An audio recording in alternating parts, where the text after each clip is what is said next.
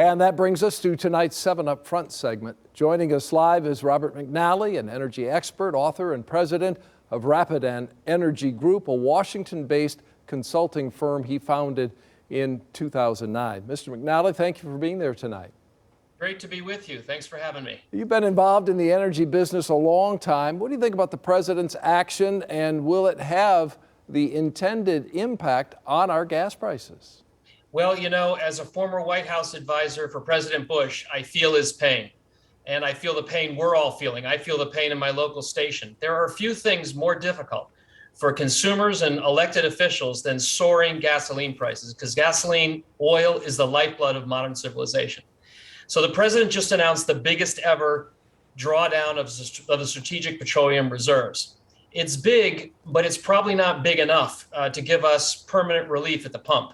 And the reason for that is the Russia problem. Russia is the world's largest exporter of oil. And no matter how self-sufficient we are with oil here with our own production, that's a good thing.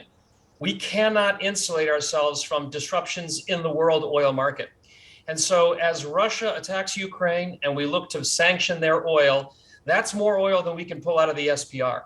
And so, unfortunately, as long as this war goes on and it escalates, the direction of oil prices is probably up. So even in the short term, this may not really help us.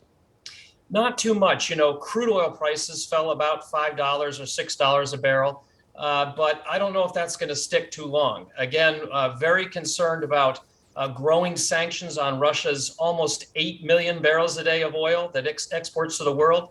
Even if a half or a third of that were cut off, that's more than that's going to be out of the Strategic Petroleum Reserve. So again, Russia just poses a very big problem for the president, for the global oil market. So let's hope, but I would expect higher pump prices, unfortunately.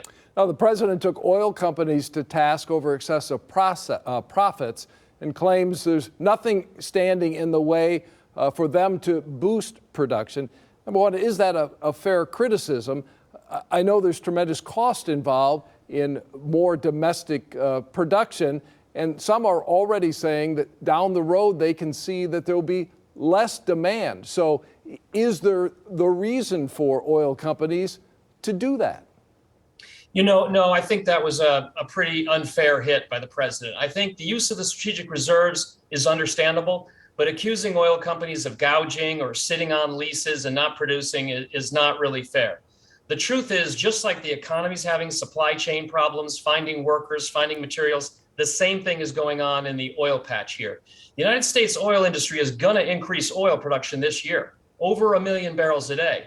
But getting it to go faster requires jobs, employees, requires service companies that you just can't find right now. The dirty little secret of the oil market is you just can't go into the basement somewhere and turn a spigot and get more oil. And the Biden administration has learned this, and it's a difficult, tough lesson. So no, I think the oil companies are doing all they can.